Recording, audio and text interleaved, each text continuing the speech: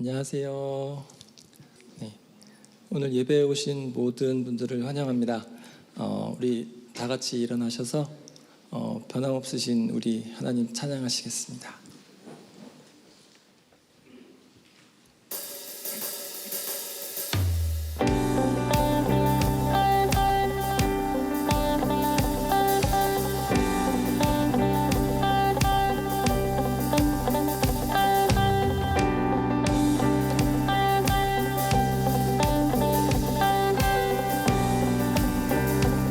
변찮는 주님의 사랑과 변찮는 주님의 사랑과 거룩한 보혈의 공로를 우리 다 찬양을 합시다. 주님을 만나볼 때까지 우리를 깨끗게 함기는 무궁한 생명의 물일세.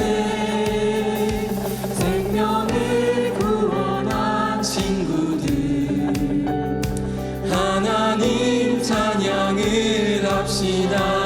예수는 우리를 깨끗게 하시는 주시니 그의 피 우리를 눈보다 더 희게 하셨네.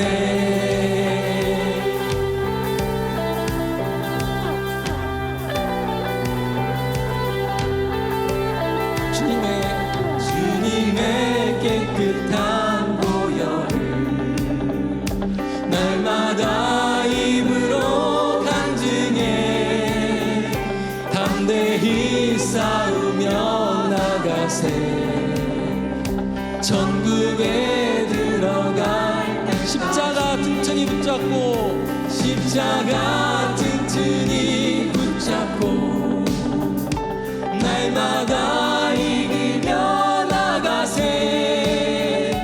머리에 면류관 쓰고서 주 앞에 찬양할 때까지 예수는 우리를 깨끗게 하시는 주시니 그의 피 우리를 눈보다 더 희게 하셨네. 예수는 우리를 깨끗게 하시는 주시니 그의 피 우리를 눈보다 더 희게 하셨네. 예수는 우리를 깨끗게 하시는 주시니 그의 피 우리를 눈보다 더 희게 하셨네.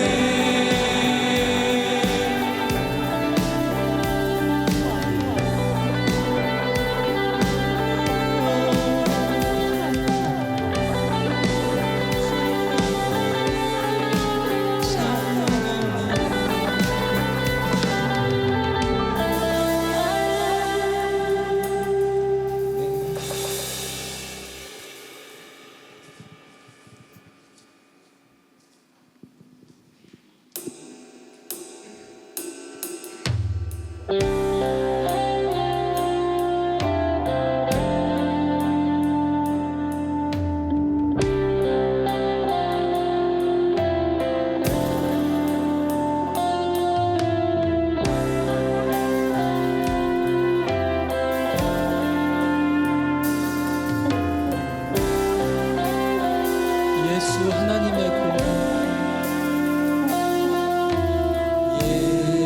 예수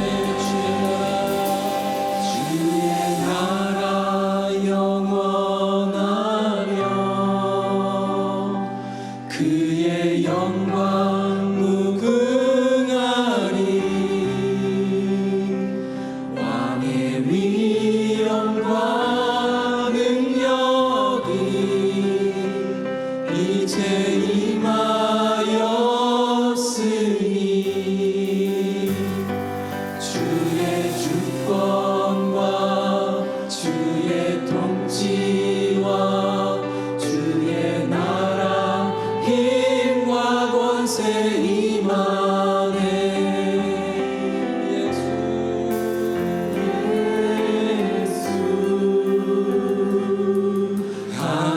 하나님의 공의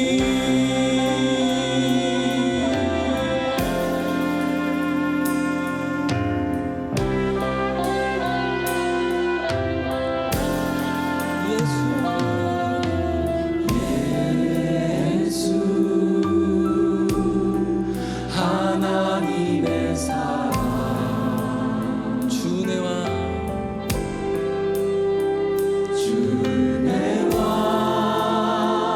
말씀으로 나타났네.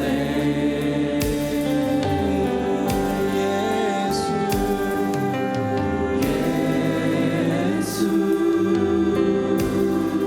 거룩한 하나님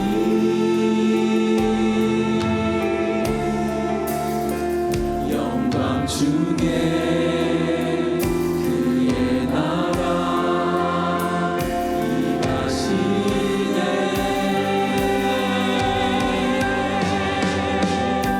주의 나라 영원하며 그의 영광 무궁하리. 왕의 위엄과 능력이 이제 임하였으니 주의 주권과 주의 통치와 주의 나라 힘과 권세 임하네. 예수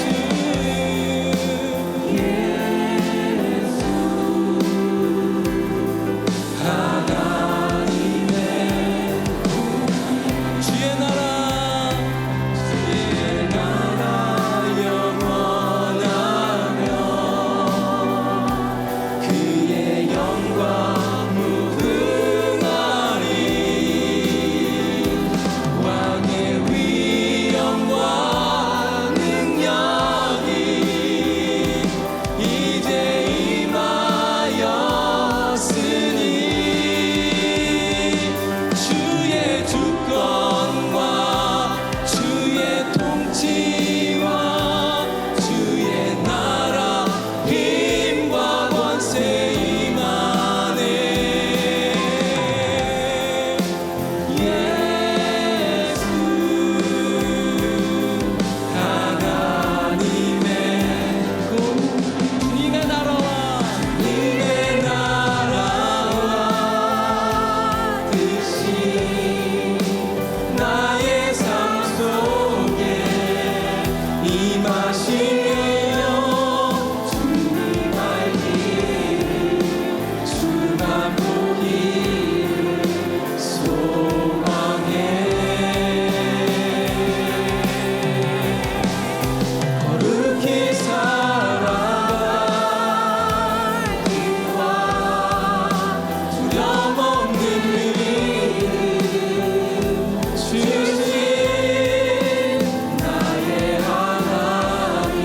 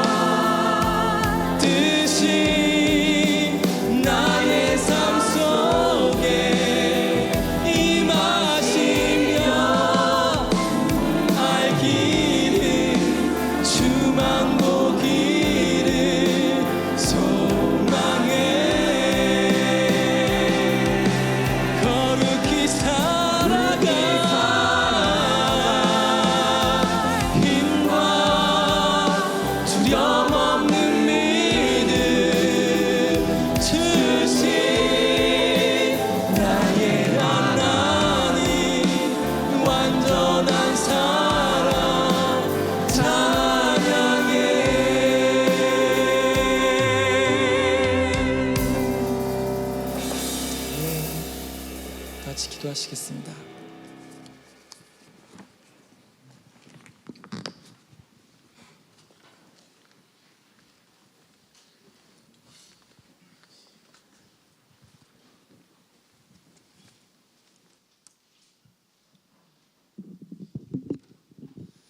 다 같이 기도하시겠습니다. 사랑과 은혜가 충만하신 하나님 아버지 감사합니다. 지난 한 주간도 우리의 삶 속에서 주님의 사랑을 느끼게 하심을 감사드리며 찬양과 영광을 올려드립니다. 거룩한 주일을 허락하시어 예배드리게 하심을 또한 감사드립니다. 우리의 예배를 받아주시옵소서. 주님, 저희는 부족하고 연약합니다. 주님 아니면 아무것도 할 수 없음을 고백합니다. 저희의 삶을 온전히 주관하시어 하나님의 이름을 높여드리고 하나님의 뜻을 이루는 일에 사용되게 하시옵소서. 더위와 장마가 시작되고 있습니다. 건강 허락하게 하시고 재해와 질병으로부터 아무런 피해 없이 잘 이겨낼 수 있도록 온전히 지켜주시옵소서. 특별히 대입이 얼마 남지 않았습니다. 고3 입시생들을 위해 기도합니다. 남은 기간 동안 건강 허락하셔서 좋은 결과로 주님께 영광 돌려지게 하시옵소서. 여러 환난과 질병 등으로 고통받는 성도들 그리고 함께하는 가족들이 있습니다. 희망을 잃지 않도록 용기를 주시고 치유하고 회복시켜 주시길 간절히 기도합니다. 말씀 전하시는 김요셉 성도님 영육간의 강건함을 허락하여 주시고 전하시는 말씀을 통하여 성도들의 믿음이 성장하는 귀한 시간이 되게 하여 주시옵소서. 예배를 위해 봉사하시는 손길들을 기억하시고 한 분 한 분 하나님의 은혜와 축복이 가득하게 하시옵소서. 정성껏 준비한 예물을 드립니다.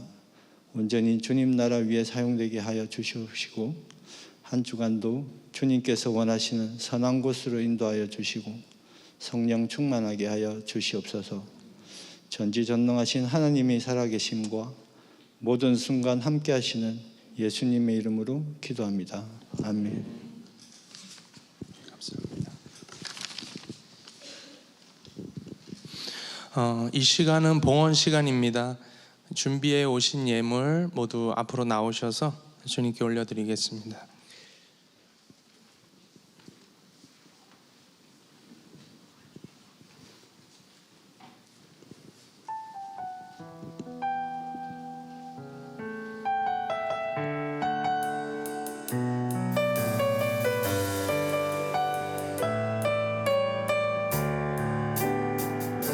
주님께 드립니다.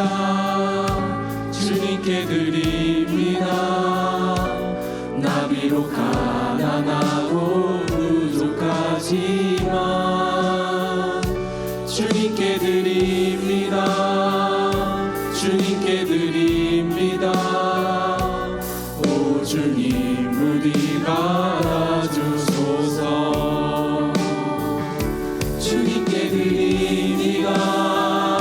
주님께 드립니다. 나 비록 가난하고 부족하지만 주님께 드립니다. 주님께 드립니다. 오 주님 부디 받아주소서.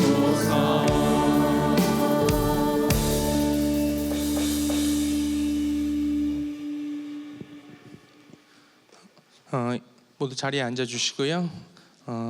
우리 조강래 우리 박수기 성도님 가정에 또 우리 조예은 양 귀한 자녀 또 하나님께 플루스로 그 사랑 또 귀한 특주 올려드리겠습니다.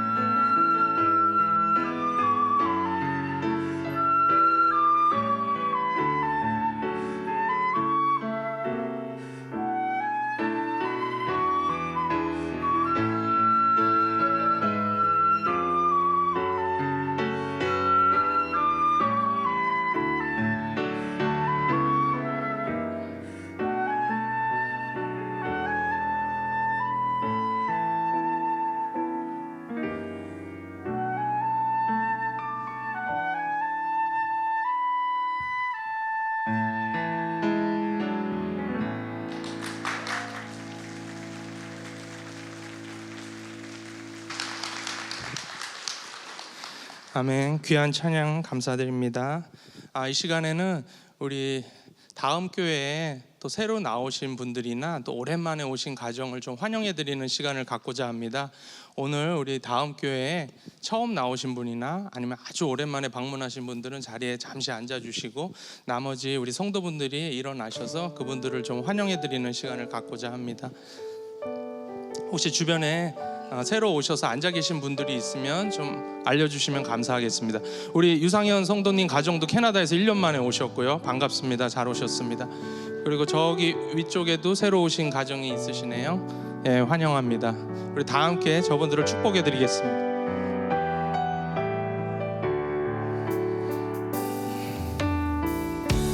당신은 하나님의 언약 안에 있는 축복의 통로, 환영합니다. 당신을 통하여서 열방이 주께 돌아오게 되리. 자, 전후좌우에 계신 분들과도 반갑게 인사 나누시겠습니다. 당신은 하나님의 축복의 통로, 당신을 통하여서 열방이 주께 예배하게 되리. 네, 반갑습니다. 자리에 앉아주시면 감사하겠습니다. 원래 새가족 환영할 때 항상 찬양팀이 옆에 계셔서 든든했는데, 오늘은 또 특주 순서가 있어서 다 내려가셔서 본의 아니게 제 솔로가 됐습니다. 양해 부탁드리고요. 이어서 우리 원천 교회 소식 영상으로 만나보시겠습니다. 2024년 6월 23일 원천 소식 전해드립니다. 금요 예배 안내입니다. 돌아오는 금요일 저녁 7시 30분에 전 경기도지사이신 남경필 집사님을 모시고 미라클 워십을 진행합니다. 기적과 은혜의 자리로 원천의 모든 성도님들을 초대합니다. 예수님과 함께 살아가요라는 주제로 G2G 여름 성경학교를 진행합니다. 기간은 8월 2일 금요일, 8월 3일 토요일에 진행합니다. 대상은 믿음 1셈부터 사랑 2셈까지의 G2G 아이들입니다. 자세한 내용 및 신청은 QR코드를 통해서 확인해 주세요. 하이맘 세미나를 진행합니다. 일시는 6월 29일 토요일 저녁 6시입니다. 임신, 출산 후 겪게 되는 성경적 마음관리라는 주제로 박은정 교수님을 모시고 세미나를 진행합니다. 임신한 가정, 임신을 준비하는 가정, 출산 후 몸과 마음을 회복하시는 가정에 많은 참여 부탁드립니다. 신청은 QR코드로 신청해 주세요. 이상 자세한 안내는 교회 주보를 참고해 주세요. 계속해서 G2G 교사 모집이 있습니다. G2G 교사로 또 봉사하고 헌신하시길 원하시는 분들은 우리 박인희 샘지기님께 연락을 부탁드리고요. 나머지 소식은 주보를 참고해 주시면 감사하겠습니다. 이어서 우리 박수기 성도님 나오셔서 성경 봉독이 있겠습니다.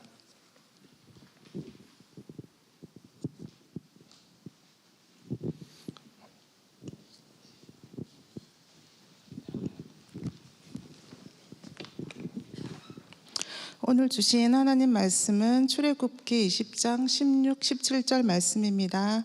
함께 읽겠습니다. 내 이웃에 대하여 거짓 증거하지 말라. 내 이웃의 집을 탐내지 말라. 내 이웃의 아내나 그의 남종이나 그의 여종이나 그의 소나 그의 낙이나 물은 내 이웃의 소유를 탐내지 말라. 아멘.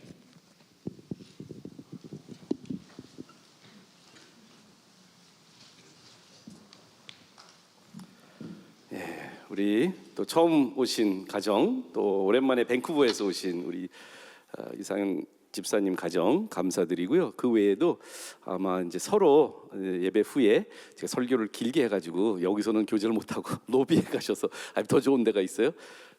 2층에 올라가시면 커피숍도 있으니까 식당도 우리 교회 안디옥 교회 다니시는 집사님이 여기서 식당도 하니까 서로 교제하시고 가시는 그런 시간이 되기를 원합니다. 우리가 이제 포도원도 있고 또 여러 가지 모임들이 있는데 원천교회 특별히 우리 다음 교회는 그런 이제 오늘 말씀이 공동체성에 대해서 많이 이렇게 뭐랄까 갈망하고 있고 또 하나님 말씀을 잘 지키려고 하는 몸부림을 치고 있는데 우리 안에 그 일주일 동안 그 가랑비에 옷 젖듯이 살아오는 우리의 그 삶은 이 공동체성하고는 좀 거리가 먼 삶을 살아요. 그래서 마치 이 리듬, 이 하나됨의 그 노력을 끊임없이 하지 않으시면 우리 안에는 자꾸 교회 안으로, 우리 공동체 안으로 공동체가 아닌 그리고 하나님 마음과 멀어지는 그러한 모습들이 자꾸 우리들 안에 나타나는 것 같아요.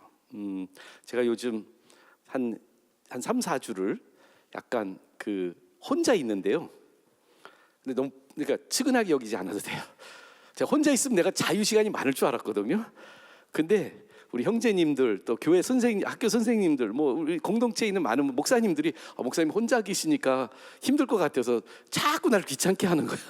그런 거 있잖아요. 오랜만에 좀 아내가 없거든요. 지금 몇 주 동안. 그래서 좀 자유롭게 할 줄 알았는데 이렇게 가만두질 않는 거예요. 그래서 일주일 너무 그러니까 2주 동안 지금 너무 그냥 혼자 있는 시간이 없어서 근데 다음 주는 또 제가 외국에서 또 30명이 들어오세요. 저를 만나러.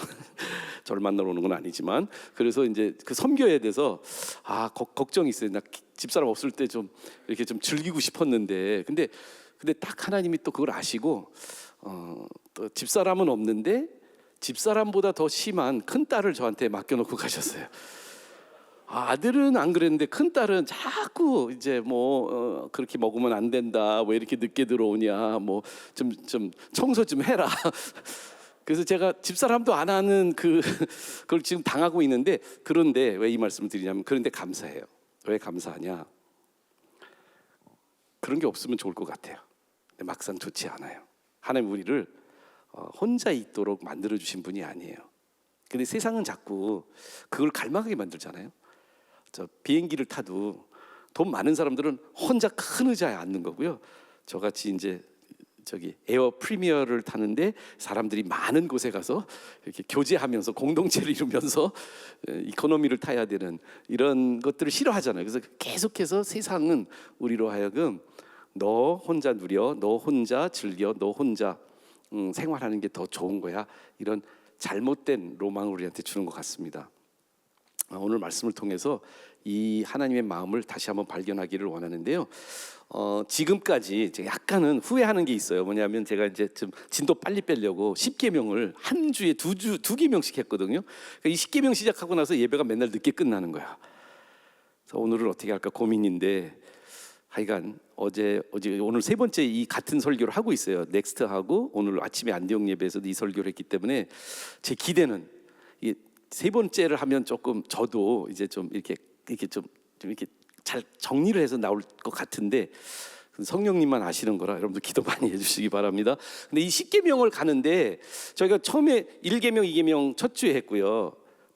사실은 그리고 3, 4계명을 지난주에 했어요. 하나님에 대한 계명을 2주에 걸쳐서 했는데 이제 6계명이 남았잖아요. 오늘 진도를 뺀다면 5, 6계명을 오늘 해야 돼요. 그리고 다음 주가 7, 8계명을 하고 마지막에 이제 5번째로 9번, 10번 계명을 해야 되는데 바꿨어요. 왜 바꿨을까? 하나님에 대한 계명은 1계명부터 순서대로 나 외에 다른 신을 두지 마. 거기서 파생되는 게 나 외에 다른 신을 안 둔다는 게 너 안에 다른 것들을 하나님 만드는 거, 우상하는 거 하지 마. 하나님의 이름과 존재감을 하나님의 존재를 중심으로 두는 이름을 망령되이 부르지 마. 그리고 하나님과의 관계하는 시간들을 확보해 놓는 내 안에 안식일을 거룩하게 지키는 이 계명은 1계명에서 이렇게 나와서 1, 2, 3, 4 그렇게 나가면 돼요. 그런데 10계명이 둘로 나누어졌을 때 우리가 마가복음 12장인가요?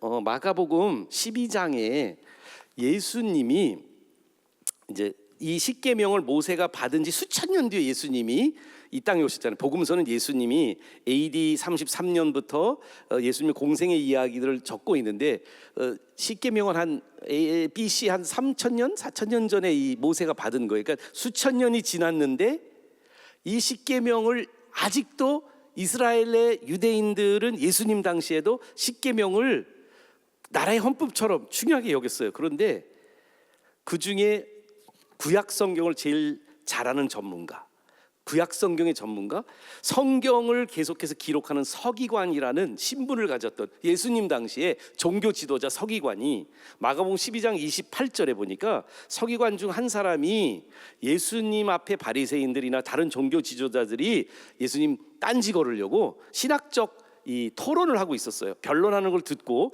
예수께서 잘 답변하시는 것을 알고 나와서 이렇게 물어봐요. 이 서기관이 함정 같기도 한데 나중에 이 결론 내리는 거 보니까 이 서기관은 굉장히 그 예수님 딴지 걸려고 한 게 아니었어. 이분은 진솔하게 물어본 거예요.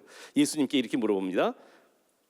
예수님, 모든 계명 중에 첫째가 무엇이나이까? 무엇입니까? 라고 물어봐요. 왜 그러냐? 우리는 10가지 계명만, 우리 10계명을 알고 있는데 그게 아니라 모세오경 토라에 보면 구약 성경에서 하나님이 이스라엘 민족에게 지키라고 주셨던 계명이 661가지가 있어.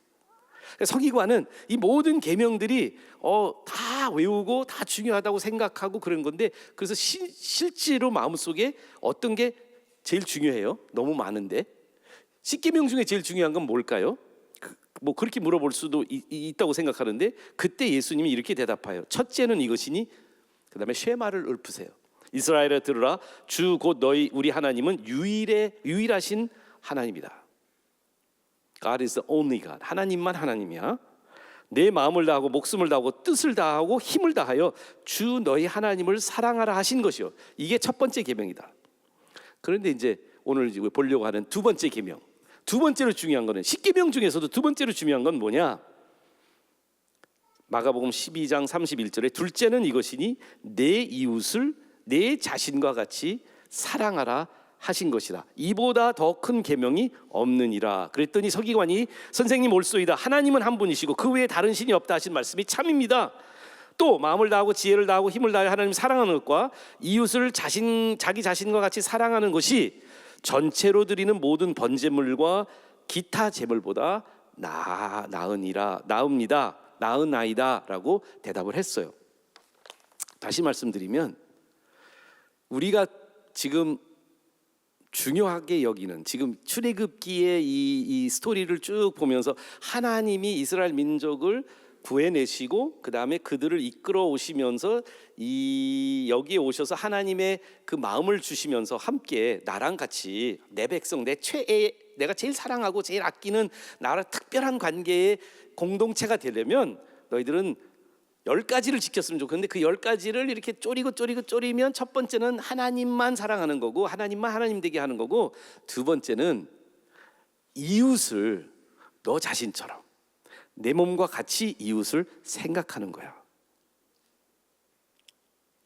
이게 계명의. 그러면 이 10계명 중에 5번 부모를 공경하라, 6번 살인하지 말라, 7번 간음하지 말라, 8번 도둑질하지 말라. 그런데 9번, 10번을 보니까 오늘 한번 보시면 16절을 한번 보시면 여기서야 비로소 이웃이란 단어가 나와요.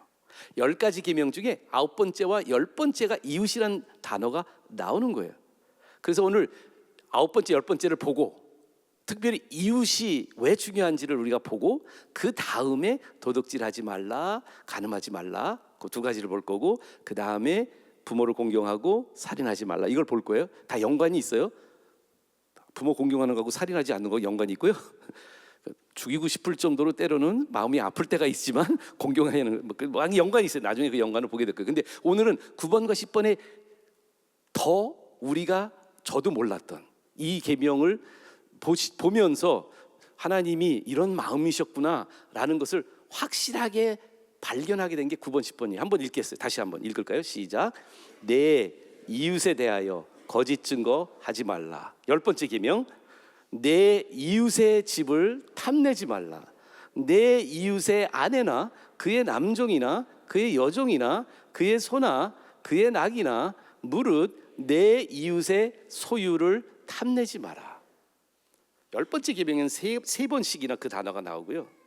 9번째 계명에도 또 한 번 나오죠. 이웃에게 거짓 증거하지 말라. 이웃의 집, 이웃의 아내, 그 외에 그의 남종, 여종, 그의 소나 다 그 안에 보면 이웃이라는 단어가 있어. 그라는 단어로 대체되지만 이웃의 남종, 이웃의 여종, 이웃의 소, 이웃의 난, 이웃의 소유, 이 모든 이웃에 대한 것을 탐내지 말라고 얘기하고 있어. 자, 그러면 여기서 우리가 이 십계명을 제대로 하나님 마음을 읽으려면, 하나님이 그걸 우리한테 주신 이유를 얘기하려면 이웃이라는 것을 먼저 생각해야 되지 않을까요? 이해하세요? 무슨 얘기인지? 잘 이해가 안 되시는 것 같은데. 그러니까 예수님도 함축해서 얘기할 때 이웃을 내 자신과 같이 살아, 이거는 사실 십계명이 나온 건 아니에요. 사실 레위기 19장 18절에 나온 말씀을 예수님이 십계명을 함축하면서 레위기에 있는 말씀을 여기다가 이렇게 붙이셨어요. 근데 왜 그러셨을까? 여기서 핵심은 뭐예요? 이웃 사랑이에요. 하나님한테는 우리들이 하나님과 특별한 관계를 가진 새로운 공동체가 되길 위한다면 우리 안에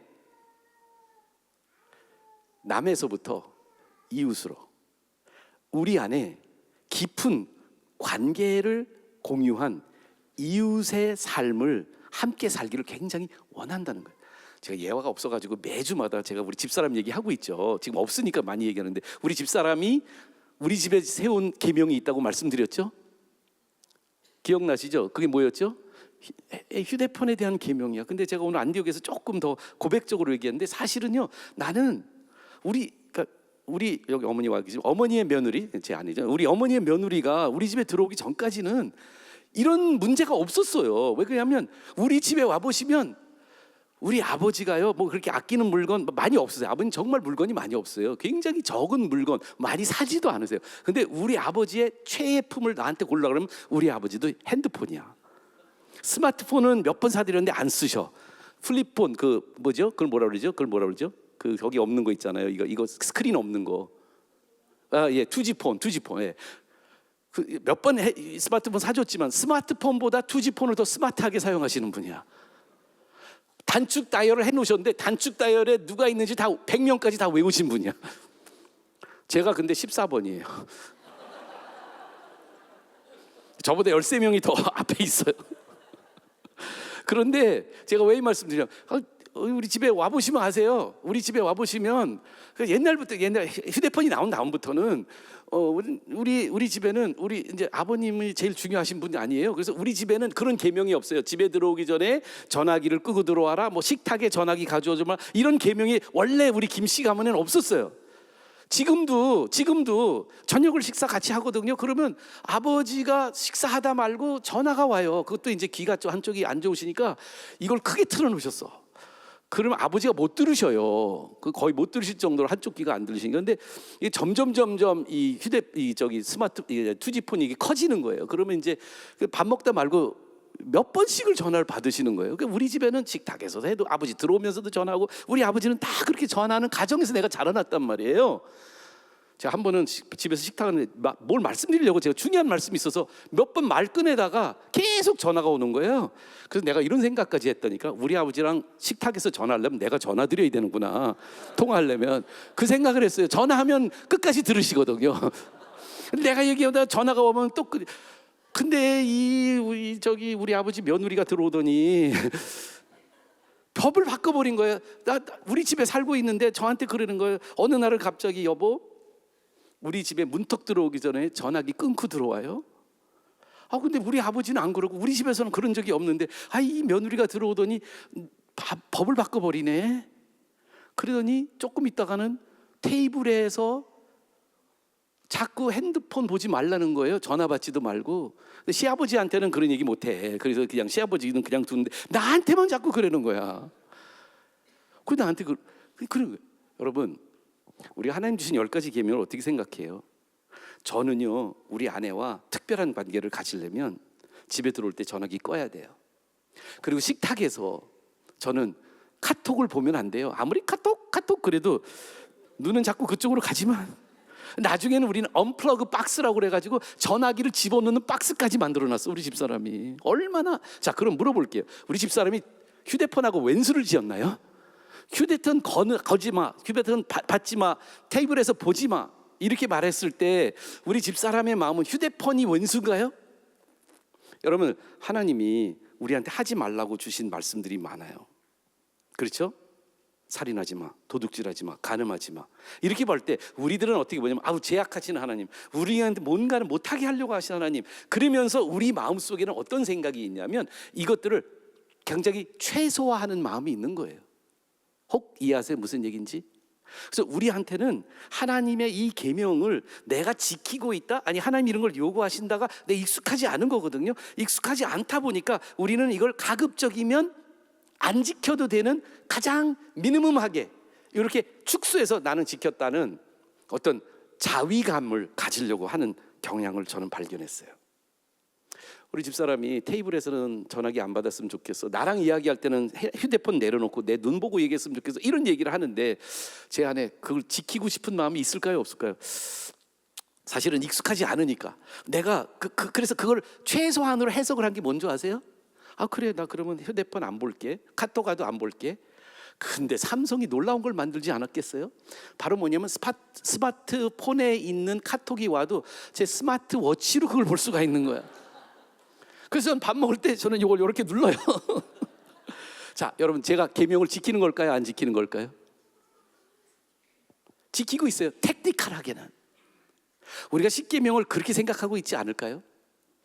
지금 하나님이 우리를 불러내셔서 하나님의 최애 나를 남편 삼고 우리 아내가 그러면 소극적으로 이것을 원하는 걸까요? 휴대폰하고 원수진 걸까요? 아니요. 우리 아내가 원하는 더 적극적이고 능동적인 게 있죠. 뭐냐 하면 휴대폰 여러 사람하고 돕고 많은 사람들하고 일 처리해야 되고 많은 사람들 도와줘야 되는 건 알겠어요. 그게 당신의 직업인 건 알겠어요. 그렇지만 우리 집에 들어올 때는 나와의 관계를 더 우선적으로 생각해 줬으면 좋겠어요. 저랑 밥을 먹을 때 식탁에 둘러 앉았을 때는 우리 가족의 관계가 가장 중심된 관계가 되었으면 좋겠어요. 여보 나랑 집중해서 나랑 함께 존재를 서로 인정해 주는 관계를 해줬으면 좋겠어요. 우리 아내의 그 마음, 함께 하나 되고 싶은 그 마음을 제가 더 적극적으로 생각한다면 이것도 풀어야 되지 않겠어요? 그렇죠? 하나님이 우리한테 10가지를 주셨어요. 근데 그 10가지 중에 이웃에 대한 이야기로 하나님은 우리에게 부탁하고 계신 이유가 뭘까? 여러분들 10번째 계명부터 거꾸로 가지 않으면 우리가 이 이웃에 대한 하나님의 마음을 제대로 읽지 못하면 우리들 이걸 소극적으로 생각하고 내가 다 지켰다고 착각하고 그러면서도 저희들 안에는 끊임없이 우리의 삶과 형태는 바뀌지 않은 채 우리 마음에 있는 생각들은 안 바뀐 채 그렇게 살아갈 수 있는 가능성이 너무 농후한 거예요. 저도 그걸 경험해 봤어요. 아내와 함께 관계하면서 경험했는데 여러분들 오늘 우리가 하나님이 최애하는 존재들이 되기 위해서 하나님의 마음은 뭘까? 이 말씀에 담겨져 있는 하나님의 의도하심은 뭘까라고 생각했을 때는 하나님이 이웃에 대한 생각의 가치가 우리들의 생각의 틀을 넓혀야 되지 않을까요? 이 이웃이라는 단어, 우리 십계명의 마지막 두 계명의 서너 번 이상, 아니 제대로 해석한다면 거의 8번 이상 하나님이 이웃의 것, 이웃의 소, 이웃의 남종, 이웃의 여종, 이웃의 소유 모든 것들을 우리가 어떤 마음으로 접근하라고 말하면 2가지 얘기해 주시잖아요. 10번째 계명은 뭐예요? 그것을 탐내지 말라는 거예요. Do not covet. 우리 안에 우리도 모르게 이웃을 하나님이 생각하는 공동체적 이웃으로 생각하고 있지 못하는 것은 아닐까요? 이 이웃이란 단어가 언제부터 등장하기 시작하냐면 창세기는 한 번도 안 나와요. 근데 출애굽기에 우리가 벌써 봤는데 12장에 처음 이웃이란 단어가 성경에 나오거든요. 근데 그 이웃이란 단어가 언제 나오냐면 유월절 양을, 유월절이라는 그 하나님이 이스라엘 민족과 모든 애굽의 하나님의 심판이 임할, 여러분들 이건 세상을 말하는 건데요, 이 세상은 죄로 물들었기 때문에 애굽 같은 세상인데 하나님의 심판은 반드시 일어납니다. 근데 하나님 마지막 심판, 10번째 재앙, 모든 죽어야 될 수 있는, 하나님이 한 번 죽는 것은 사람에게 정한 것이 그 후에는 심판이 있으리라는 히브리서 9장 27절의 말씀처럼 하나님이 우리에게 보여주신 애굽에서의 스토리는 뭐냐면 10가지 재앙, 특별히 10번째 재앙은 죄성으로 인해서 완전히 지배적이고 자기 중심적인 이런 죄성을 가진 이 애굽의 문화 속에서 하나님 내린 재앙은 뭐였어요? 첫째가 죽는 재앙이에요. 근데 첫째는 모두를 상징하는 거잖아요. 그래서 우리 모두가 죽을 수밖에 없어요. 그런데 그럴 때 하나님이 양을 잡아서 그 양의 피를, 물설주에 바른 사람들만, 그 믿음을 가지고 양의 피를 의존하는 사람만 구원해 주시는 그 복음적인 메시지를 우리한테 그 출애굽을 통해서 주시는데, 그때 이웃이라는 단어가 처음 나온다니까요. 언제냐고요? 양을 잡아서 너희 가족이 혼자 먹기에 너무 많지, 이웃을 불러다가 함께 먹으라고 말씀하실 거예요. 그리고 이제 이웃에 대한 이야기가 그 다음에 나온 게 여기 시내산 기슭에서 이웃에 대해서 얘기해주고 있다고요. 하나님은요, 이스라엘 민족을 구원해 내실 때부터 생각하고 계신 게 있었어요. 그게 뭐냐면 이 이스라엘 민족을 구원해 주시는 이유, 그들이 그동안에는 애굽에 살면서 큰 무리였지만 어떻게 살았냐면 공동체로 살지 않았어요. 애굽에서는 노예로 살았으면서 자기의 필요를, 하나님을 찾았어요. 하나님 모르는 거 아니었어요. 그러나 진정한 공동체가 되지 못했어요. 유월절에 양의 피를 의존하고 그 양의 살을 먹으면서, 우리가 예수님의 피와 살을 먹으면서 처음으로 우리는 세상에서 나와가지고 세상에서도 사람들하고 같이 지냈어요. 애굽에서 안 지낸 거 아니에요. 가족도 있었고 친구들도 있었고 다 있었어요. 그러나 예수의 보혈로 우리가 나와서 우리가 함께 제대로 된 공동체를 이루기 위해서 하나님이 이웃이라는 개념을 가지고 이스라엘 민족이 서로 이웃이 되라고, 네 이웃을 내 몸과 같이 사랑하라고 그 말씀을 주시면서 온전한 공동체가 되기를 간절히 원하는 마음이 어디서 나왔을까요? 왜 하나님은 저 10번째 계명부터 거꾸로 19, 8, 7, 6, 5까지의 계명을 우리한테 어떻게 하면 good neighbor, 진짜는 네이버를 형성하기 위해서 우리가 지켜야 할 가치들을 이 10번째 계명에서 다 파산되는 이 가치를 하나님이 왜 주셨을까요? 그 중심에는 뭐가 있냐면 우리를 창조하신 하나님의 형상 때문에 그래요. 하나님은 우리를 하나님처럼 만들었어요. 많은 피조물들을 만들었는데 하나님이 돌도 만들고 꽃도 만들고, 어디 갔지? 화분 나갔네. 안디옥 교회는 있었는데 꽃꽂이가 멋있었는데, 여러분들 하나님 만든 모든 자연 중에 유일하게 하나님의 형상대로 똑같이 하나님의 가장 속성들을 가장 많이 99% 싱크율이 있는 우리 DNA를 가진 우리들을 만드는 하나님의 목적은 뭘까요? 삼위일체 하나님, 세 분이시면서 완벽한 한 분을 닮은 그런 사람들을 만들려고 그 세 분이 협의를 하셔서 마음을 일치하셔서 우리를 만드셨잖아요. 그래서 하나님의 형상대로 지음받은 것 중에 중심이 뭐냐 하면 남인데 하나 되는 거예요. 다른데 틀린 게 아니에요. 우리 안에, 제가 전에도 여러 번 얘기 드렸잖아요. 우리 안에 우리 집 애들이 넷이잖아요. 제가 그 얘기 드렸잖아요. 애들 넷인데 항상 제가 사람들이 옛날에 물어볼 때 그 아들 하나 딸 셋이에요 그랬더니 아들 낳으려고 넷 낳군요. 아니에요. 아들이 먼저 낳았어요. 근데 재미난 거는 제가 지난번에 말씀드렸는데 아들은 그런 얘기를 한 적이 한 번도 없어. 근데 딸들은 3명이 다 자기네 삶, 난 지금 기억은 잘 안 나는데 어떤 때 1학년 때, 어떤 때 2학년 때, 초등학교 때 딸들마다 다 따로따로 컴플레인한 거야. 아빠 엄마한테. 아빠, 학교 갔더니 되게 부러운 애가 있어. 누구? 외동. 아빠, 난 왜 외동이 아니야? 나 지금 외동되면 안 돼? 그런 거. 아니, 네 오빠가 벌써 있는데 네가 어떻게 외동이 되냐? 오빠 죽이란 말이냐? 어떻게 나 외동되고 싶어. 아빠 나 외동 만들어줘. 막 이러는 거예요. 첫째도 그러고 둘째도 그러고 셋째도, 딸들 말하는 거예요. 얘는 다 그런 거예요. 그래가지고요, 제가 12살이 되면, 그래서 우리 다 3명 다 그렇게 해서 딸들만, 아들은 하지 않았어요. 근데 딸들만 12살이 되면 어떻게 하면 아빠랑 같이 1대1로 데이트를 데려갔어요.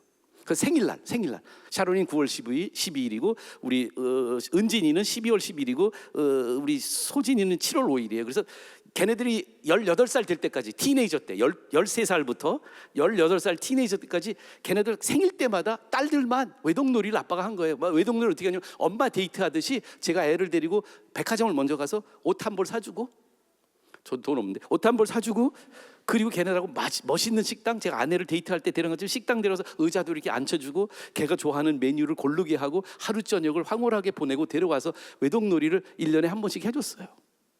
걔네들 그렇게 외동놀이 하고 싶어서. 그리고 또 한 가지 다른 꽁꽁이 속이 있었는데, 이 다음에 남자 만나면 항상 저는 아들은 그런 걱정 안 했는데 얘네들이 남자 만나면 도둑놈을 만날 것 같아. 남자는 다 도둑놈 같이 보였어. 그래서 아빠같이 신사적인 남자를 만나서 잘 대우는 사람이 아니면 만나지도 말라, 이런 메시지를 암암리에 주려고 저기 생일 때마다 그래 해줬단 말이에요. 근데 내가 하고 싶은 말씀 뭐냐면, 요지는 뭐냐면 이거예요. 얘네들 마음속에는 딸들이라 그런지 모르는데 질투가 있어. 원하는 게 있어. 자기네도 자기만 아빠 엄마랑 관계하는 외동이 되고 싶은데, 우리들 안에 영적인 외동놀이 하려고 하는 사람들이 너무 많은 거예요. 우리 안에 공동체에 대한 저항이 보통 강한 게 아니에요. 제가 아까 서두에 말씀드렸잖아요. 어딘지 모르게 우리는 포도원에 들어가라, 소그룹을 이뤄라, 다른 사람하고 깊이 공동체가 되라, 이거 굉장히 싫고 귀찮고 힘들고 싫은 거예요. 그래서 한국 교회가 대형 교회가 많은 이유 중에 하나가 뭐냐면, 제가 우리 교회 원천교회 처음 시작할 때 쓴 것 중에 하나가, 우리가 피해야 할 것 중에 하나가 뭐냐면 익명성의 유혹이에요. 우리 교회 가서 그냥 아무랑 안 만나고 나 하나님하고 예배만 드리고 나 그리고 갈래. 여러분, 그거는 하나님 마음이 아닙니다. 우리 하나님하고 외동놀이 하고 싶어요 하고 하나님한테 얘기하는데, 저한테 우리 딸들이 다 외동놀이 할 때 제 마음이 얼마나 답답했겠어. 아니 어떻게 해, 너 4명이 다 있는데 근데 다 없앨 수도 없고. 내 아빠의 마음 뭐냐면, 너가 외동놀이를 좋아하는 마음을 바꿔서 이 가정의 모든 구성원들을, 그 형제를 너가 내 몸같이 사랑하는 게 아빠의 마음인 것을 우리 아이들이 알 수 있을까요? 하나님이 우리들한테 이 이웃의 가치를 소극적으로 생각하지 말라고, 적극적으로 생각하라고. 이 이웃이 우리에게는 필연적이고 필수적이고 의무적인 것이라는 것을, 아니 의무를 넘어서 가장 귀한 것이라. 그러려면 10번째 계명부터 우리가 봐야 돼요. 안재환 집사님, 제가 설교 원고는 9번째를 먼저 2번째로 했지만 그걸 지금 바꾸려고 그래요. 오늘 3가지를 여러분들하고 나눌 건데, 벌써 첫 번째 나눈 거예요. 첫 번째 뭐냐면 이웃 사랑의 기원이에요. 기원. 이웃 사랑의 기원은 하나님의 형상대로 지음을 받아서 예수님의 마음속에 우리가 이웃을 사랑하는 것이 하나님의 형상을 닮아 만들어진 그 형상 회복의 중심에 있다는 거예요. 그런데 우리 안에 어떻게 이웃을 바라보느냐, 10번째 계명은 말하고 있어요. 우리 안에 이웃을 어떻게 생각하죠? 우리 안에 마음속에부터 카베팅이라는 마음이 생겨요. 자, 이걸 어떻게 이해할까? 내가 참 설명하기가 어려운데, 여러분들 이 계명 내가 지켰는지 안 지켰는지 어떻게 아세요? 여러분, 10번째 계명이요. 여러분들 이웃의 소를 탐심한 적 있으세요? 최근에? 이웃의 소가 없잖아. 그리고 그게 뭘까? 제가 이거를 현대말로 좀 제가 해석하려고 노력을 했어요. 근데 이게 복음 중심 공동체라는 책에서 6번째 과제인가 거기 나오는데, 뭐냐면 우리 안에 2가지의 경향성이 있는 거예요. 2가지 방식이 있는 거예요. 하나님은 공동체를 우리한테 주시고, 이웃이라는 공동체를 하나님이 우리가 함께 만들어지길 원하는데, 여러분들 지금 그것을 이해할 수 있도록 내가 여기 갖고 왔나? 주보 있어요? 주보 좀 보세요. 여러분들 다 주보. 내가 주보 있었는데 주보가 어디 갔지? 주보에 보시면, 하나만 주시면, 주보에 우리 다음 교회가 세워진 요 밑에 보시면 부르시는 말씀이 있어요. 부르시는 말씀과 그 밑에 세우는 뜻이 있어요. 이걸 한번 보세요. 에베소 2장 19절이죠. 그러므로 이제는 너희는 외인도 아니요 나그네도 아니요, 제가 제일 좋아하는 단어, 오직 성도들과 동일한 시민이요 하나님의 권속이다. 여러분들 그 전에 이 19절 이전에 위에 좀 몇 구절 14절인가 거기 보면, 전에는 멀리 있던 너희가 예수 그리스도의 피로 가까워졌느니라, 이 말씀이 먼저 나와요. 그래서 에베소서 2장의 내용은 뭐냐면 예수님의 복음에 대해서 우리한테 얘기해 주는데, 예수님 십자가 못 박혀 돌아가신 이유, 예수님이, 여러분들 우리는 대부분 서양 사람들의 그 개념을 받아가지고 예수님 십자가 왜 돌아갔어요? 라고 물어보면 나의 죄를 위해서 돌아가셨어요. 나 지옥 가지 않고 천국. 여러분들 그건 다 외동놀이 하고 있는 사람들의 사고예요. 근데 에베소서 2장은 그 사고를 깨트려요. 어떻게 깨트리냐? 예수님 십자가에 돌아가신 이유가 뭐냐?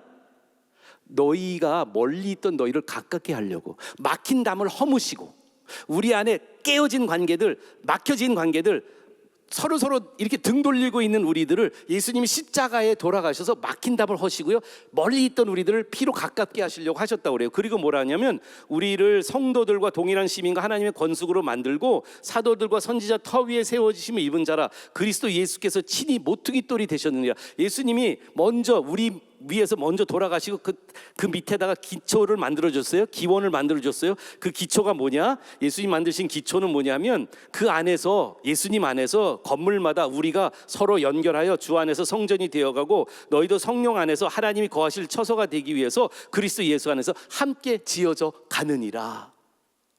여러분, 우리가 정말 함께 지금 서로 지어져 가고 있나요? 어떻게 해요? 여러분들이 와서 나 하나님 예배 드리고 나 혼자 집에 가서 나 큐티하고 그리고 나 하나님하고 기도하고 새벽 기도 와서 다른 사람들 많이 있지만 나 혼자 하나님이랑 통성 기도하고 중얼중얼하고 그리고 나 지금 가고 일주일 내내 1년 내내 한평생 내내 나하고 하나님하고만 관계 괜찮으면 괜찮지 다른 사람하고 난 무슨 관계, 내가 내 형제를 지키는 이런 마음을 가지고 우리가 한다는 게 뭐냐면 그게 바로 소비자적 성향이에요. 그 밑에 보세요. 다음 교회는 종교적 소비자, religious consumer가 아닌 하나님의 권속으로 함께 예수 안에서 세워져가는 공동체를 지향합니다. 예수 그리스도의 보혈로 거룩해지고 있는 성도의 호칭을 정체성의 중심에 두고 영혼의 깊숙한 부분까지 연결되어 서로 용납하고 영접하는 복음적 환대를 삶의 패턴으로 삼는 예수님의 냄새를 풍기는 존재가 되기를 갈망합니다. 여기에 단어 하나하나마다 너무 해석을 하려면 풀어내릴 건 많은데요, 이거예요. 여러분, 우리는 지금까지 같이 있는 사람들을 소비자적 성향으로 보았어요. 교회 와서도. 소비자적 성향이 뭐냐? 간편하게 말하면 이거예요. 소비자는 자기가 득템하기 위해서, 자기가 필요한 걸 채우기 위해서 모든 것들이 다 그거의 통로가 되기를 바라고 있는 거예요. 다시 말씀드리면 저도 그 마음이었으니까 하나님 저를 깨트려 주신 게 뭐였냐면, 여러분, 저는 같이 있는 사람들을 사용하길 원했지 사랑하고 싶지 않았어요. 나의 목적을 달성하기 위해서 저는 네트워킹을 많이 했어요. 사람들을 많이 알으려고 해요. 그런데 내가 그걸 선별적으로 알아요. 나한테 도움이 되는 사람들은 가까이 하고 나한테는 별로 도움이 안 될 것 같거나 나한테 부담이 될 사람들은 좀 멀리 했어. 그럼 교회 와서도 그러지 않으세요? 조금 부담스러운 사람들이 있지 않으세요? 모르겠어요. 제가 제일 부담스럽지 않으세요? 목사님이랑 가까워지면 뭔가 시킬 것 같아. 자꾸 헌금 더 하라고 그럴 것 같고 뭔가 봉사시킬 것 같고. 그러니까 여러분들이 저를 자꾸 피하더라고요. 아니죠. 제가 그냥 농담 한번 찔러본 건데 여러분들 표정 그러니까 나 진짜로 그렇게 느껴지잖아. 근데 목사도 그렇다니까요.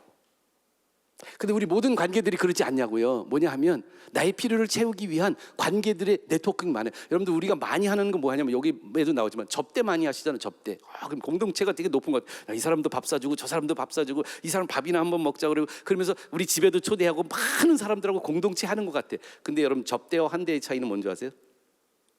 접대는 내가 신세지고 미안하고 내가 도움을 받았던 사람들이나 앞으로 도움을 받기에 가능성이 있는 사람들을 서빙하는 게 접대예요.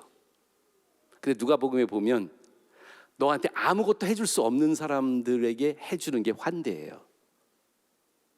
우리 다음 교회는 접대가 아닌 환대를 꿈꾸고 있는 공동체가 되기를 원합니다.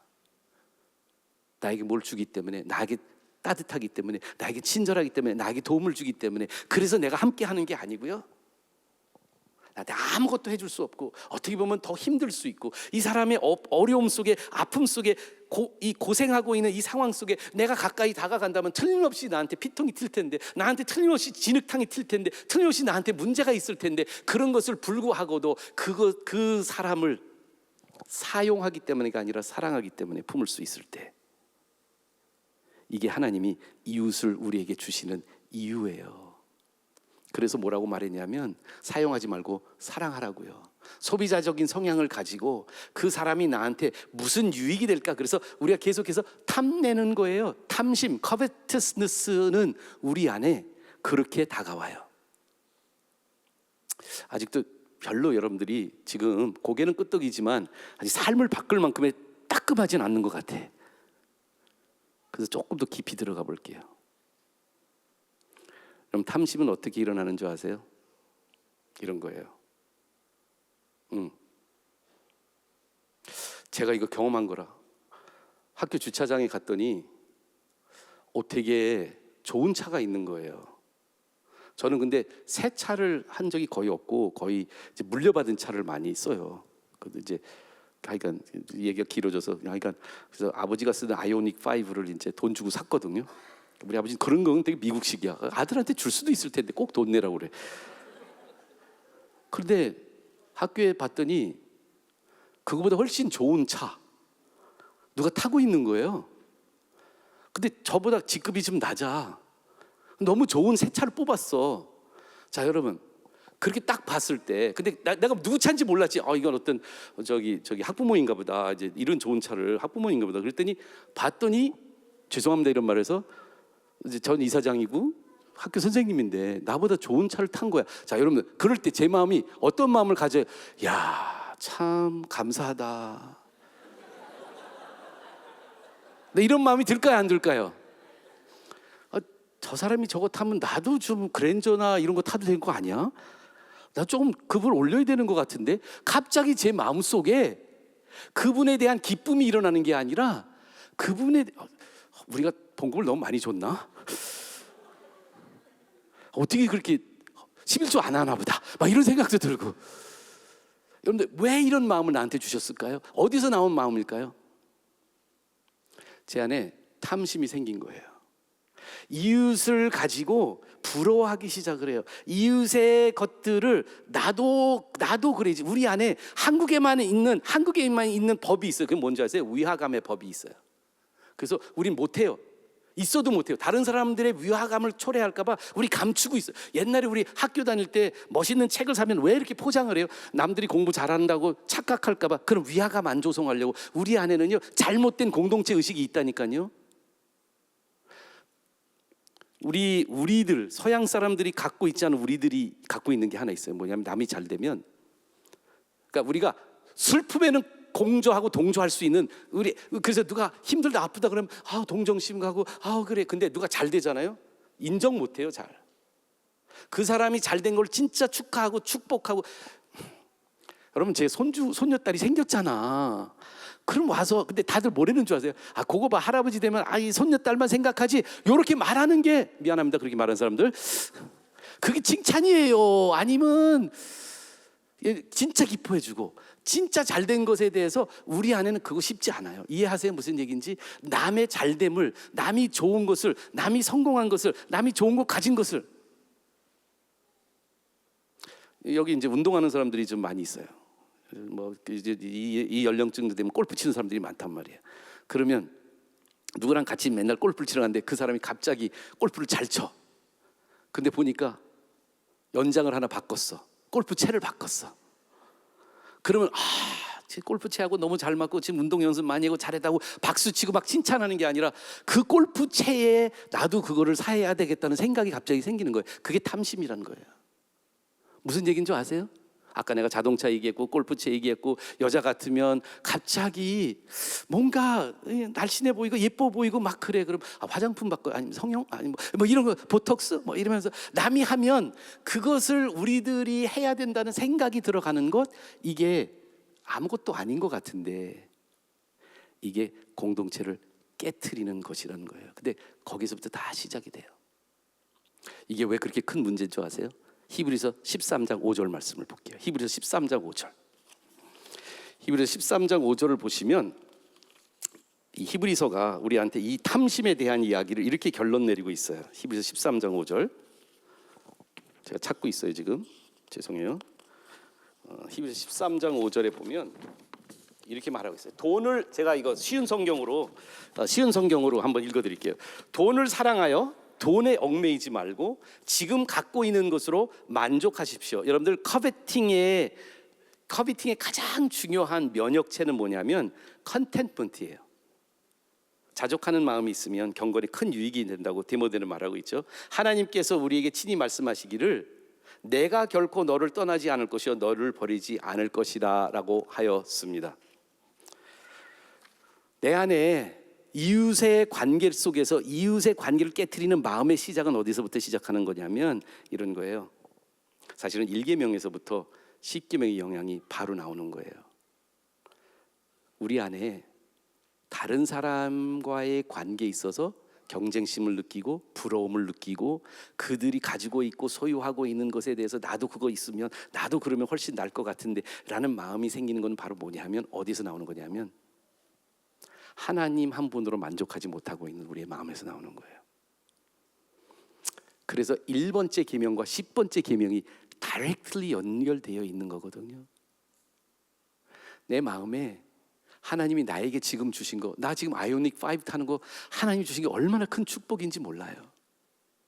그런데 그 자동차를 주신 것에 대한 하나님의 은혜와 하나님이 나에게 주신 그것으로 만족할 수 있는 것, 그 안에 긴 만족으로 다른 사람이 그랜저를 타게 됐을 때, 다른 사람이 외제차를 타고 있을 때 그것을 부러워하거나 시기하거나 어떻게 저런 사람이 저렇게 할 수 있어 하는 마음을 갖지 않고 내 이웃으로 내가 품을 수 있는 것은 하나님 안에 만족감이 내 안에 제대로 있을 때, 히브리서 13장 5절의 말씀처럼 내 안에 만족을 가지고 하나님이 한 분만 내 안에 모든 것의 채움의 궁극이라고 생각할 수 있을 때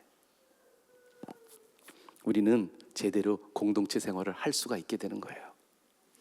근데 벌써 끝날 시간이 다 됐잖아요. 9번째 거는 얘기도 못 했잖아요.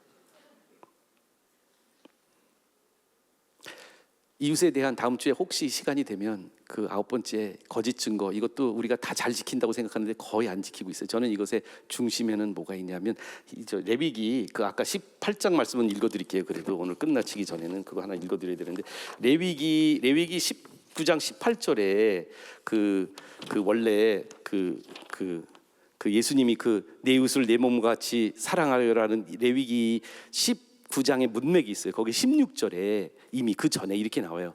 이 사람 저 사람에게 남을 헐뜯는 말을 퍼뜨리고 다니서는 안 된다. 너는 내 이웃의 생명을 위태롭게 하면서까지 이익을 보려고 하면 안 된다. 나는 주다. I am the Lord. 너는 동족을 미워하는 마음을 품어서는 안 된다. 이웃이 잘못을 하면 너는 반드시 그를 타일러야 한다. 우리 잘 못하는 거 confrontation, 직솔하게 진솔하게 이야기해야 된다. 그래야만 너는 그 잘못 때문에 질 책임을 벗을 수 있을 것이다. 한 백성끼리 양심을 품거나 원수 갚는 일이 없도록 하라. 다만 너는 내 이웃을 내 몸처럼 사랑하라. 나는 주다. 나는 여호와다. I am the Lord. 여러분들 여기 보이세요? 남들을 험담하는 말을 퍼뜨리지 말라. 그리고 다른 사람에게 피해 입을 만큼의 이익을 위해서 다른 사람들을 이용하지 마라. 근데 여기서 내가 노골적으로 이렇게 얘기해도 될지 모르겠는데요, 우리 안에 두 가지가 제일 조심해야 될 것입니다. 첫 번째는 우리의 말이고요, 두 번째는 같은 공동체에게 경제적인 이익의 도구로 공동체를 이용하는 일이에요. 이것 때문에 공동체가 깨어진 것, 말 때문에, 돈 때문에 공동체가 깨어진 게 너무너무 비일비재하고 너무너무 많이 일어나고 있어요. 이웃을 이웃되게 하는, 하나님이 원하는 대로 하나 되게 하는 건 두 가지를 조심하시면 돼요. 첫 번째, 이 가십, 우리 안에 한담이라는 단어로 잠언에 번역하기도 하고요, 이간이라는 단어로 표현했는데 가십이라는 단어인데요, 저는 이것을 가십을 이렇게 정의하고 싶어요. 가십은 뭐냐 하면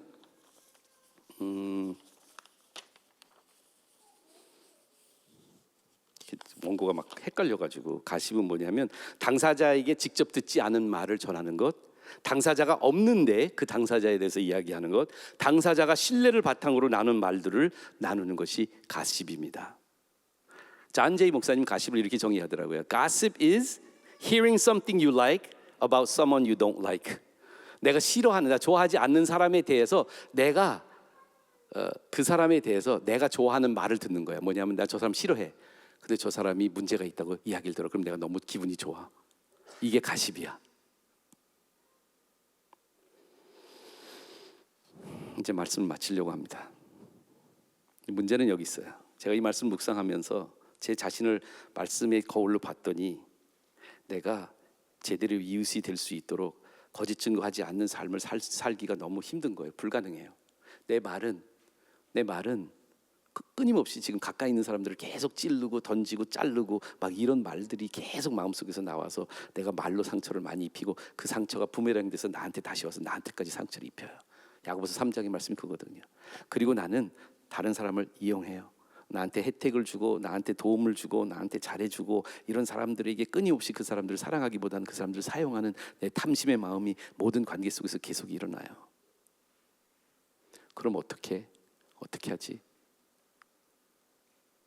여러분, 이웃에 대해서 좁혀서 이야기하면 돼요. 그게 예수님 만났던 율법사 이야기, 누가복음 10장에 나온 율법사 이야기거든요. 그게 뭐냐? 율법사가 예수님을 시험해서 예수님한테 와서 이 이야기를 했잖아요. 그 율법사가 마지막으로 얘기했던 게 뭐였냐면, 그 율법사가 예수님 찾아와서, 죄송해요, 오늘 제가 너무 두서없이 얘기하는 것 같아서 너무 여러분들한테 죄송한데 어디 갔지? 율법사가 그 예수님한테 와서 시험하여 이르되 내가 뭘 해야 영생을 얻으리까? 우리가 다 하고 있는 질문 아니에요? 예수께서 이르시되 율법에 뭐라고 써 있으며 내가 어떻게 읽느냐? 대답하여 이르되 마음을 다하고 목숨을 다하고 힘을 다하여 뜻을 다하여 주 너희 하나님 사람. 예수님 대답을 그대로 하네. 또 네 이웃을 내 자신같이 사랑하였나이다. 예수께서 이르시되 내 대답에 옳도다. 이를 행하라. 그러면 살리라. 여러분, 9번째 10번째 계명만 잘 지키면 살으세요. 그런데 그 사람이 자기를 옳게 보이려고 예수께 여쭤되 그러면 Who's my neighbor? 내 이웃이 누굴까요? 이미 이 율법사의 마음속에는 네이버를 가장 작게, 가장 자기가 안 지켜도 될 만큼 제한적으로 해서 네이버라는 정의를 자기 유권에서 해버려서 내 이웃이 누굴까요? 라고 얘기하고 있는 그때 예수님이 선한 사마리아인의 비유를 들어주세요. 선한 사마리아인, 여러분 여기에 갑자기 선한 사마리아인 그동안에 우리가 선한 사마리아인의 비유에 대해서 너무 잘못 알고 있었어요. 우리는 선한 사마리아인의 주인공이 누굴까요? 사마리아인? 아니요. 탕자의 비유는 주인공이 누굴까요? 탕자? 아니요. 아버지거든요. 선한 사마리아인의 예수님을 상징하는 비유의 대상이 그 안에 있어요. 누굴까요? 제사장일까요? 레위인일까요? 선한 사마리아인? 아니요. 예수님 누구냐면 길가에 강도 만난 사람이 예수님이에요. 의외 아니세요? 이 비유 속에서 예수님이 내 이웃이 누구냐라는 질문을 던졌을 때 예수님 말하고 싶은 게 뭐냐면, 진짜 이웃은, 여러분들 우리 진짜 이웃은 바로 옆에 있는 사람들보다 더 먼저 있어요. 그 진짜 이웃은 하나님이세요. 근데 예수님이 강도 만난 사람으로 오셨다고요. 어떻게 해요? 이 스캔들러스한 이야기를 한번 들어보시면 이 이야기의 주인공은 강도를 만난 사람이에요. 본인은 이 강도를 만난 사람이 예수님, 크라이스트 피그가 아닌가 저는 생각하는 이유가 있어요. 예수님이 이 이야기를 할 때 예루살렘으로 향해서 가던 중이었습니다. 근데 이 어떤 사람도 예루살렘에서 여리고로 내려가고 있는 차이였습니다. 문제는 여리고는 예루살렘에 비해 해발 3,000피트가 넘게 차이가 나는 아주 가파른 언덕길이에요. 그런데 거기는 그 당시만이 아니라 지금까지도 예루살렘에서 여리고로 가려면 혼자 가면 안 돼요. 비탈길이 심했는데 거기는 자살행위나 마찬가지로 많은 사람들이, 많은 그 깡패들이 거기서 기다리고 있어요. 그래서 거기 가면 죽는 길을 가는 거예요. 어리석고 무식한 길을 간 이 강도 만난 사람이 예루살렘에서 여리고로 내려가고 있어요. 근데 그 사람이 누구예요? 하늘을 버리시고 죽기 위해서 예루살렘에서 여리고로 내려가는 이 사람처럼 우리를 이웃 삼아 주시려고 하나님이, 유진 피리스는 그렇게 말하지 않습니까? 하나님이 천국을 버리고 우리 동네로 이사 오셨다고요. 하나님이 왜 그러셨을까요? 우리와 이웃 되시려고요. 그 예수님이 그 강도 만난 사람이에요. 거기에서 자기 목숨이 죽은 모습이나 다른 것 없는 이 강도 만난 사람을 제사장도 지나가고 레위인도 지나가요. 그들은 그게 하나님이란 걸 몰랐던 거예요. 그러나 예수님이 말씀하지 않습니까? 마태복음 25장에 너희가 내가 줄일 때 먹였고 목마를 때 날, 그때 사람들이 물어봐요. 언제 그랬어요? 아니, 너희 안에 헐벗고 가난하고 있는 사람이 바로 나다. 여러분, 우리 지금 가장 우리를 힘들게 하는 그 사람이 예수님일 가능성이 높아요. 여기서 죽은 사람이 된 강도를 사마리아인이 그 강도 만난 사람에게 다가와서 자기의 모든 것을 다 줍니다. 자기 나귀에 태우고요, 자기 가는 길을 멈추고요, 그리고 그 사람을 데리고 여관에 가서 돈을 다 지불하고요, 그것도 모자라면 내가 다시 돌아와서 갚겠다고 얘기하면서 이 강도 만난 사람에게 사마리아인이 모든 걸 줍니다. 여러분들, 사마리아인이 도덕적인 사람 아니에요. 동정심이 있어서 그런 거 아니에요. 이 바보 같은 사람이에요. 사마리아인이 그 강도 만난 사람을 왜 그렇게 해요? 여러분, 그거는 은혜가 아니면 불가능한 일이에요. 여러분들, 오늘 우리는 사마리안 같은 사람이에요. 우리도 상처받고 우리도 밖에 있는 사람 아니에요. 다른 사람들한테 별로 인정받고 싶지 않고 인정받지 못했던 그런 사람 아니에요. 그런 우리들이 이 사마리아인 같은 사람이 예수 그리스도에게 모든 것을 투자하고 그분을 사랑하고 그분을 섬기고 그분을 품으면 우리 안에 좋은 네이버가 될 수 있는 거죠. 왜 그러냐면 그분이 먼저 우리의 네이버가 되시기 위해서 오셨기 때문이에요. 좋은 이웃을, 이 계명을 지킬 수 있는 힘은 어디서 오느냐? 우리 먼저 이웃 되시려고 우리를 찾아오신 예수 그리스도를 붙잡을 때만 가능하세요. 기도하시겠습니다. 9번째 계명, 10번째 계명. 하나님의 마음속에 우리가 하나 되기 위해서 하나님이 하신 거가 너무너무 크세요. 그게 뭐냐면 전에는 멀리 있던 너희를 그리스도의 피로 가깝게 하시려고 우리를 불러주셨어요. 근데 그렇게 예수님이 희생하셨는데, 피도 흘리시고 천국에서 이 땅까지 와서 골고다 언덕까지 가셨는데 우리를 그렇게 사랑하셨대. 나한테 조금 손에 끼친다고, 내 시간 뺏는다고, 내가 몇 번 밥을 사줬는데 그거에 대해서 아무 반응이 없다고 우리 안에 이웃되기를 거부하고 우리 안에 가까이 가기를 하지 못하고 있는 내 마음을 보면서 예수님 십자가에 돌아가신 이유가 내 안에 정말 실현되고 있는 것일까? 하나님, 우리를 하나 되게 해주세요. 내 필요를 채워주기 위한 사람들만 모아서 이웃이라고 말하지 않고, 하나님, 나를 사랑하신 그 사랑으로, 그 예수 그리스도의 복음의 능력으로 내가 이 안에 나도 이질적이고 나하고 거리감이 있고 나하고 정말 하나 될 수 없는 그 사람을 품게 해주세요. 그 존재가 내 남편이고 내 아내가 될지라도 하나님, 예수님의 마음으로 하나 되게 만들어 주시옵소서. 하나님, 감사합니다. 하나님의 마음으로 사랑하기를 원합니다. 예수님 이름으로 기도합니다. 이제 고백할까요? 일어나셔서. 이것이 우리의 힘입니다. 그분이 먼저 우리를 찾아오셨기 때문이죠. 나의 하나님입니다.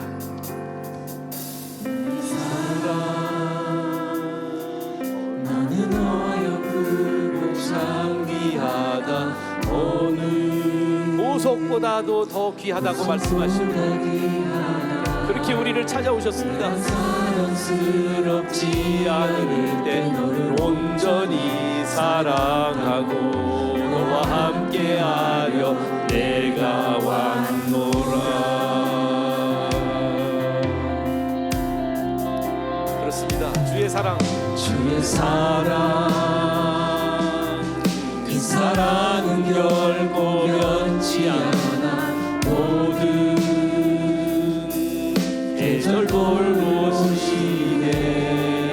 불은 마르고 꽃은 시드나 주의 말씀은 신실해. 실수가 없으신 주만 바라라. 좋은 이웃이 될 수 있는 유일한 길입니다.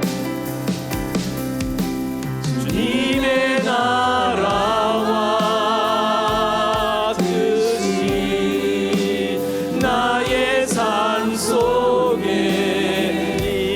임하시며 주님 알기를 주만 보기를 소망해. 거룩히 살아갈 일, 거룩히 살아갈 힘과 두려움없는 믿음 주신 나의 하나님, 완전한 사랑.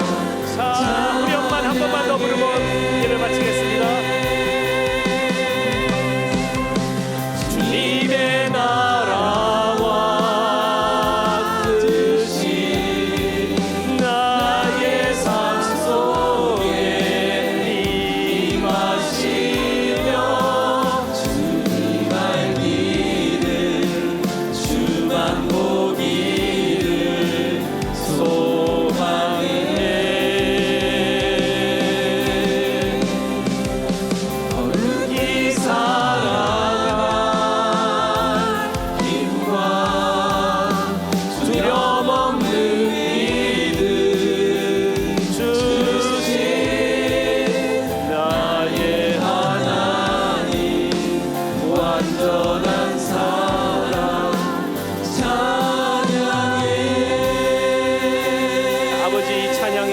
말씀대로 우리가 거룩히 살아갈 힘과 두려움 없는 믿음으로 한 주간 한 평생 살 수 있도록 축복하여 주시옵소서.